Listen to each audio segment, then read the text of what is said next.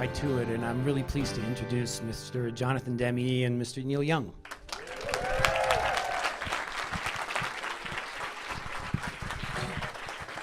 You guys have both had an enormous impact as kind of mass culture, kind of remarkable impact for artists who stayed true to what they do, right?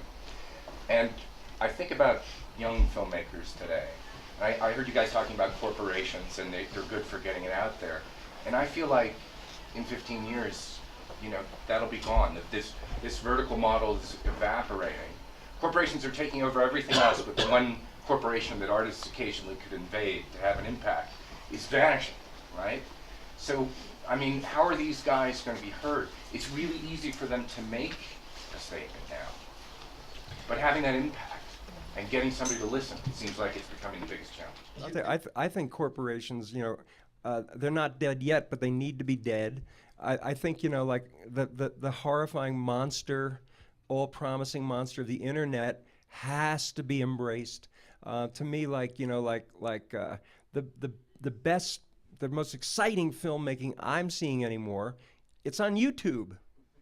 It just is. You know, these are filmmakers, you know, again, that are making films, maybe they're not terribly long, or Vimeo, you know, they're making films made for no money. They got paid no money. We don't have to pay them any money to see them. So they're just completely free. You know, we had a young filmmaker, I don't know if any of you are familiar with his stuff, who did kind of a little documentary on the making of Heart of Gold named Jimmy Joe Roach. And he's just doing these brilliant films. Jimmy Joe Roach, if you're not familiar with his stuff, he teams up with Dan Deacon a lot.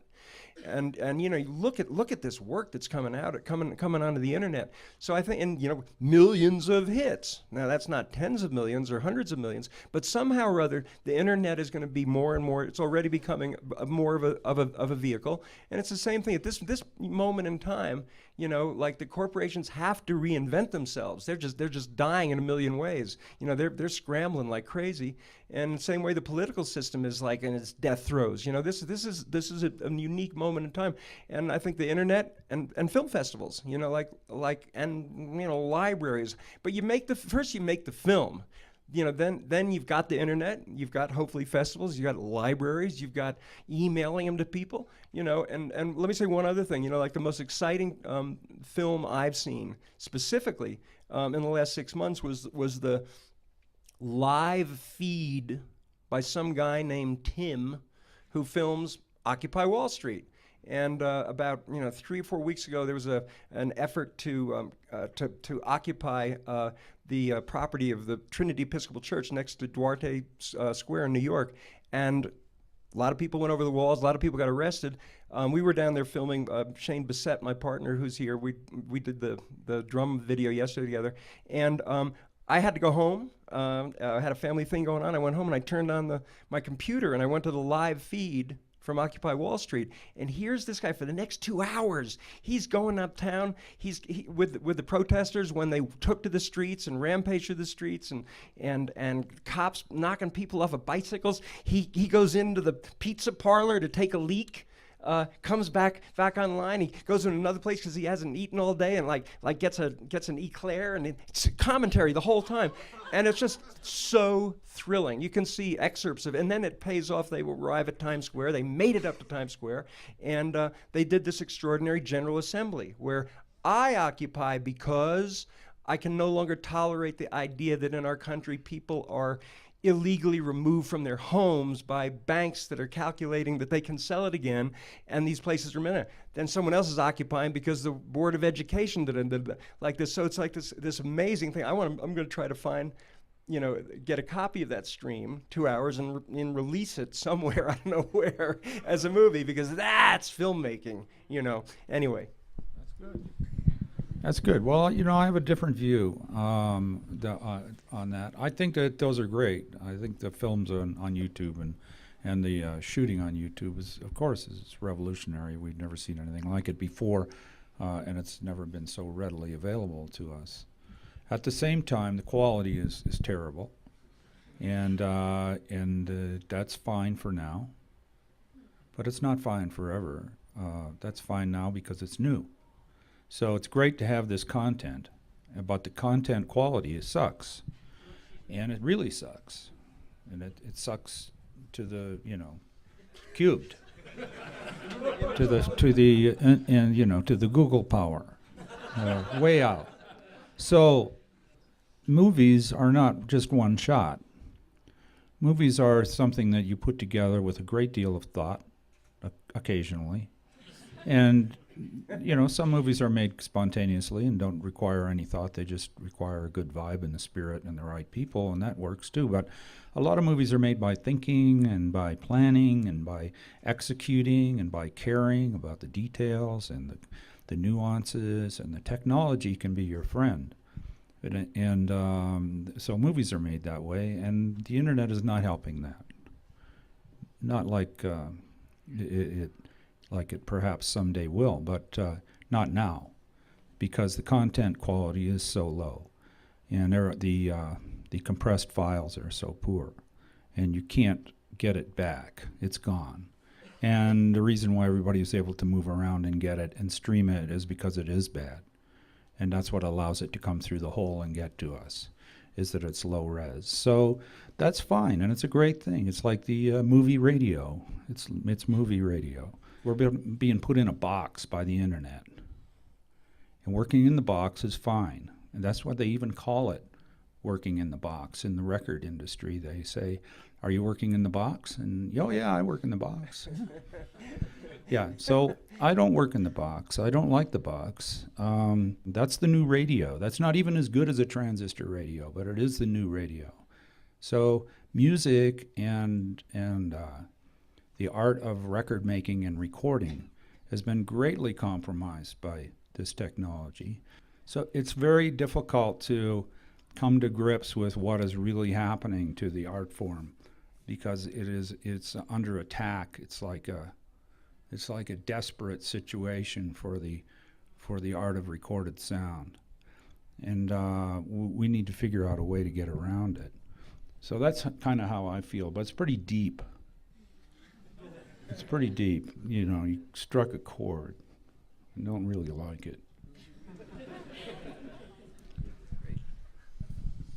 Yeah, I don't care if it's in focus so long as the content, is vital and valuable, and people have access to it. I think that's like as important as anything else. You take an out-of-focus picture that's got the content and put a super unbelievably crisp and clear and deep soundtrack with it, and you and God are watching something together. Hey Neil, going back to data rates on music, does that mean that we'll see another version of the Neil Young archives on Blu-ray? You'll see more of that.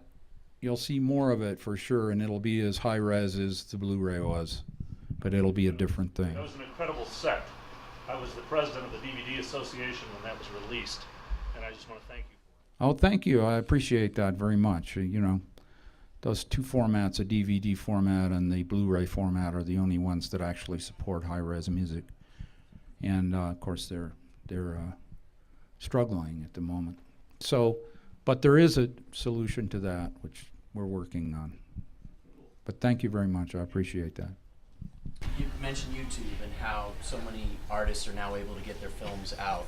The one problem with YouTube is it's free, and the artist really doesn't receive any of the value from the film they create. What about the ability to have, to sell your content online, and to have the ability for the social networks to promote the sale of that content? Why not? Why does it have to be free? Why do I have to upload my film for free and not receive any value for all the effort I put into it? I can come in here and say it's great that we have to make our films for nothing and people can see them for free and what have you. And I do think there's something fantastic and liberating about that. But it's tricky. I mean, a lot of filmmakers here. Are there documentary filmmakers here?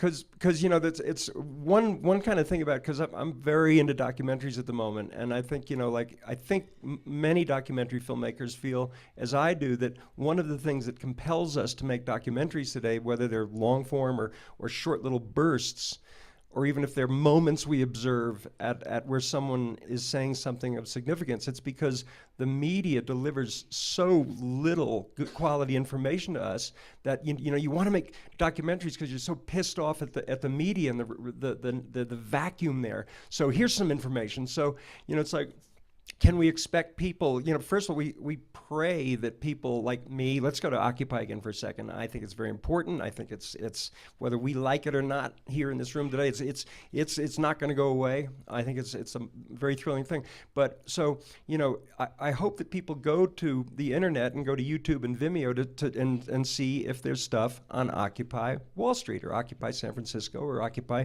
Park City, because then they'll look at it and maybe they'll get a little bit of truth, and maybe they'll get a glimpse that's in opposition to either the disinformation that's typical of the straight media when they choose to report on Occupy, or basically, again, the volume. And can we expect people to pay? Do we really want to get paid for that? That's one little category. We can't expect people to pay to we're hoping to share valuable information with them. Do they have to pay for that? Now, Dan Deacon, the more entertaining ones like Jimmy Joe Roach and especially Dan Deacon, whose videos are just so great on YouTube, that gets into just great entertainment stuff, and that's complicated, but I just think that's a great area of conjecture, and I really do, I agree with 99% of everything you say, but to hear you speaking positively about corporations, and corporations aren't people, Neil. No, they play a part. They're made up of people. Right. And they play a part. They're organized people. They play a part in your life. If you don't control them, then you're crazy for not controlling them. But it's as an entity, they're, if it's handled right and it has a good soul in it, there's somebody running it as doing something good and believes in what they're doing, then it's not a bad thing. It's corporations, just because they have the name corporation, is not a bad thing. Corporation is a bunch of people working together. Now they could be bad and they could be good, but what's really no good is to let them get too much power. Mm-hmm. Corporations are not people. A corporation should not have a vote. Mm-hmm. That's not real. Mm-hmm. Mm-hmm. That's somebody else. On behalf of everybody at Slamdance, and filmmakers all over the world, really, I really want to thank you guys for coming to Slamdance.